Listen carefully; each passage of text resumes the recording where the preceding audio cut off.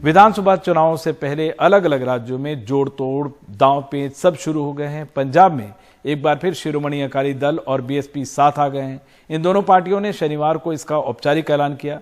फिलहाल ये गठबंधन अगले साल होने वाले विधानसभा चुनाव के लिए हुआ है। सुखबीर बादल ने कहा कि यह पंजाब के लिए एक बड़ा और ऐतिहासिक दिन है।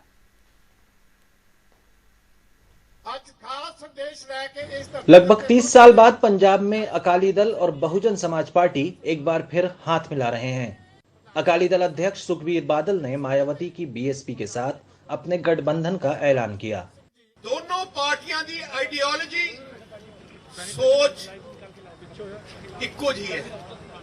दोनों पार्टियां गरीब किसान मजदूर जो जिन्हां लोकां नूं दबिया जांदा सी कुचलिया जांदा सी ਉਹਨਾਂ ਦੀ ਲੜਾਈ ਉਹਨਾਂ ਦੇ ਹੱਕਾਂ ਦੀ ਲੜਾਈ ਵਾਸਤੇ ਆ ਦੋਨੋਂ ਪਾਰਟੀਆਂ लड़ती रही हैं।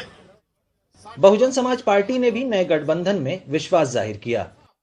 ये गठबंधन 25 साल आपस में बिछड़ने के बाद दोबारा हुआ है और चूंकि ये 25 साल के बाद आपस में मिल रहे हैं तो जैसा कि अभी सुखबीर जी ने कहा कि ये गठबंधन अब टूटने वाला नहीं है और ये गठबंधन हमारा हमेशा चलता रहेगा।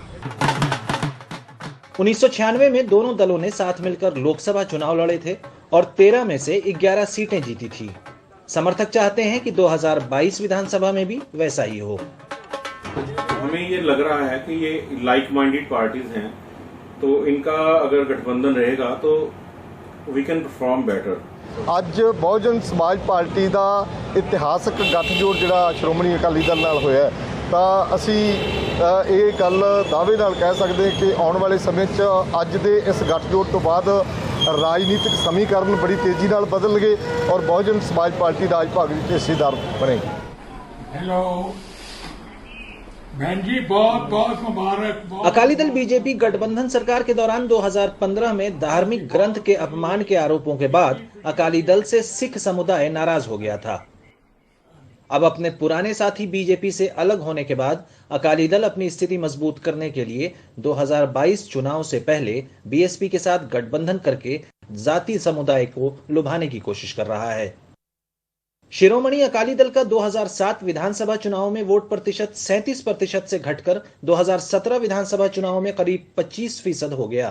बहुजन समाज पार्टी जो पंजाब में अपने बस पर चुनाव लड़ती रही है, उसे 2007 में करीब 4% वोट मिले, लेकिन 2017 में घटकर 1.5% हो गए। ये जरूरी नहीं है कि अगर अलायंस हो गया तो ये रूलर भी बन जाएंगे, ये जरूरी नहीं है, क्योंकि हालात पंजाब के वो आने वाले समय बताएगा। इसमें बहुत सी पार्टियां हैं, बहुत से अलायंस और भी होने हैं, उसके बाद जो भी होगा होगा। तो फॉर द टाइम बीइंग इन्होंने, मैं महसूस करता हूं कि अपने अस्तित्व के लिए जो ये गठबंधन किया है, अच्छी बात है। अकाली दल और मायावती की बहुजन समाज पार्टी दोनों ही इस गठबंधन को एक ऐतिहासिक गठबंधन बता रहे हैं, लेकिन अब ये देखना होगा कि क्या 2022 के चुनाव में अकाली दल पर बेअदबी के जो दाग लगे हैं, क्या वो धुल पाते हैं और उन्हें दोबारा सत्ता हासिल हो पाती है या नहीं। चंडीगढ़ से मोहम्मद गजाली, एनडीटीवी इंडिया। विधानसभा चुनाव से पहले कांग्रेस के कई नेता बीजेपी में मौके तलाश रहे हैं, तो बंगाल में कई जो बीजेपी के नेता हैं फिर से वापस टीएमसी जाने का रुख कर रहे हैं। मुकुल राय के बाद क्या अब राजीव बनर्जी भी टीएमसी में शामिल होने वाले हैं? ये सवाल राजीव बनर्जी के टीएमसी के राज्य सचिव कुणाल घोष के साथ हुई मुलाकात के बाद फिर से उठ गया है। कल राजीव बनर्जी ने कुणाल घोष से उनके घर जाकर मुलाकात की। मुलाकात के बाद उन्होंने इसे शिष्टाचार भेंट बताया। उन्होंने कहा कि वो अपने मित्र कुणाल घोष से मिलने आए थे और इस दौरान कोई राजनीतिक बात नहीं हुई। टीएमसी सरकार में मंत्री रहे राजीव बनर्जी चुनाव से ठीक पहले बीजेपी में आ गए थे, लेकिन पिछले कुछ दिनों से वो बीजेपी से नाराज बताए जा रहे हैं।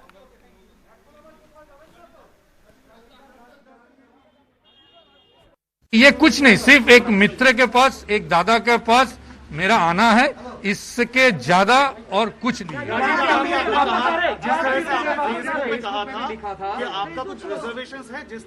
वो मैंने जो फेसबुक में लिखा वो तो मैंने ही लिखा, दूसरा कोई तो लिखा नहीं। मेरा फेसबुक में मैंने ही लिखा और ये तो मैं मानता ही हूँ, जो मैंने फेसबुक में लिखा वो तो मैंने मानता ही हूँ कि किसी जगह पे मुझे अच्छा नहीं लगा, इसीलिए मैंने फेसबुक पोस्ट किया।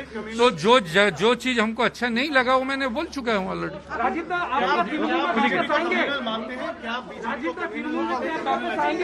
देखिए, मैं आज कोई राजनीति का बात करने नहीं आए।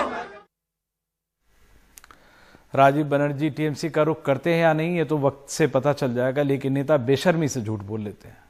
क्या मध्य प्रदेश में कोरोना से हुई मौतों की संख्या छुपाई जा रही है? मध्य प्रदेश में दूसरी लहर के वक्त 1,70,000 अतिरिक्त लोगों की मौत हुई। मौत के कुल मामलों में कोरोना से मौत के लिए दिए गए आंकड़ों में बड़ा अंतर दिख रहा है। डेथ रजिस्ट्री डेटा के मुताबिक दूसरी लहर के दौरान मौत के मामलों में 290% का उछाला है। अप्रैल मई में 2021 में 2,30,000 लोगों की मौत बनाम कोरोना से 4100 लोगों की मौत का आंकड़ा भी है। अभी तक इस मामले में मध्य प्रदेश सरकार ने कुछ नहीं कहा है।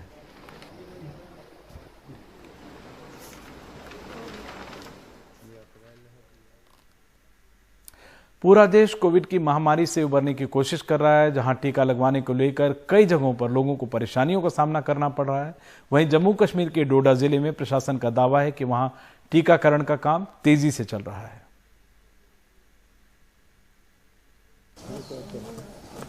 डोडा जिले के दूरदराज गांवों में स्वास्थ्य कर्मी 4 से 5 घंटे तक पैदल चलकर पहाड़ों के ऐसे गांव में जाते हैं जहां चढ़ाई करना आसान काम नहीं।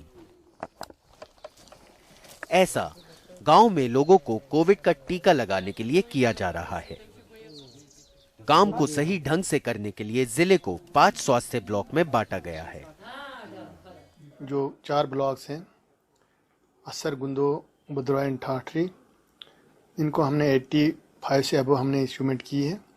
अब हमारा जो घाट ब्लॉक है वो बहुत बड़ा ब्लॉक है, जिसकी पॉपुलेशन 170 के करीब है और बहुत हिली टेरेन है जहां पहुंचना भी मुश्किल है। और आजकल जो लोग इस एरिया के वो हाई रीचेस पे चले गए हैं।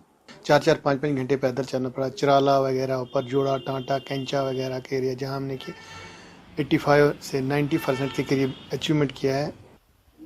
टीकाकरण के साथ साथ जांच भी तेजी से हो रही है। प्रशासन का दावा है कि डोडा में रोजाना करीब 1300 टेस्ट कराए जा रहे हैं ताकि नए आने वाले मामलों की टोर रखी जा सके और उनका अस्पताल में सही ढंग से इलाज हो सके। बहुत शुक्रिया है डॉक्टर साहिबानों का और जो पूरी टीम है, मीडिया वाले भी इधर पहुंचे और इतना दूर चलकर सड़क से ऊपर गाँव में और घर घर में हम सबसे गुजारिश करते हैं, ये रिक्वेस्ट करते हैं कि हर कोई इसका फायदा उठाए। मैं सबसे अपील करता हूं कि सब ये आकर अपने अपने जहां भी सेंटर हैं, अस्पताल हैं, वहां आकर वैक्सीन लगाएं। जो डॉक्टर हैं, क्लिनिक के डॉक्टर, ये घर डोर टू डोर जाकर घर घर वैक्सीन लगा रहे हैं। बूढ़ों को, बुजुर्गों को, सबको जो चल नहीं सकते हैं वो उनको घर में जाकर वैक्सीन कर रहे हैं सर। डोडा जम्मू कश्मीर में इकलौता ऐसा जिला है जहां 80% लोगों को टीके लगाए जाने का दावा किया जा रहा है। पिछले हफ्ते यहां सिर्फ 44% लोगों को ही टीका लग पाया था। Bureau report, NDTV India.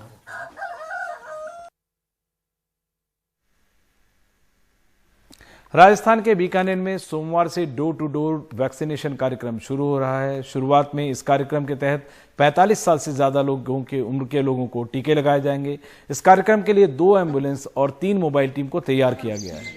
इसके लिए एक हेल्पलाइन और व्हाट्सएप नंबर भी जारी किया गया है। जैसे इस नंबर पर 10 लोग रजिस्टर कर लेंगे, टीका लगने के लिए मोबाइल टीम आपके घर पहुंच जाएगी।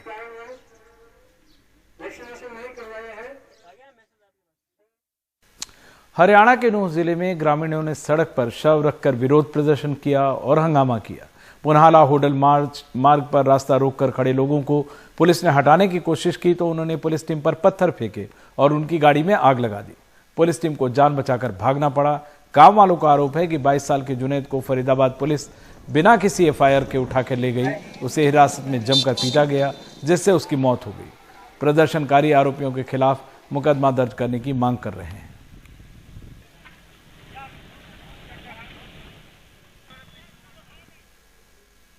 मध्य प्रदेश के नरसिंहपुर जिले में मानसून पूर्व बारिश ने मूंग की खड़ी फसल को नुकसान पहुंचाया है।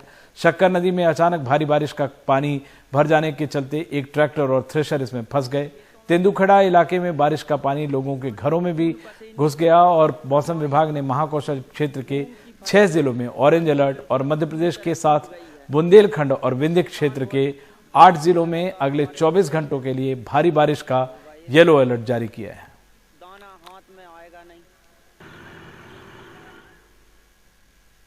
हैदराबाद में एक 3 साल के बच्चे की जान बचाने के लिए लोगों की मदद से उसे दुनिया का सबसे महंगा इंजेक्शन लेकर दिया गया।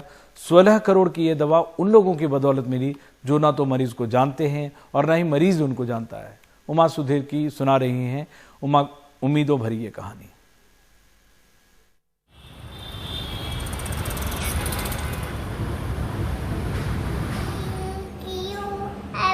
दो साल से अयांश के माता पिता एक ऐसे चमत्कार का इंतजार कर रहे थे जिससे उनके इकलौते बेटे अयांश की जान बच जाए।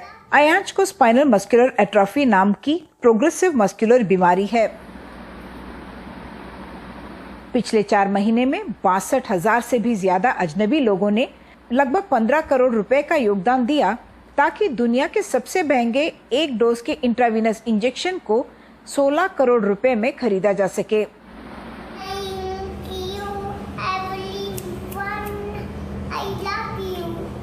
हम लोगों ने कैंपेन रन किया था सेव अयांश गुप्ता के लिए, तो हमें करीबन 65,000 से ज़्यादा लोगों से सहयोग मिला। उन्होंने कंट्रीब्यूट किया, डोनेट किया अयांश गुप्ता के लिए। सो मैं उन सभी 65,000 से ज़्यादा लोगों को थैंक यू बोलना चाहता हूँ।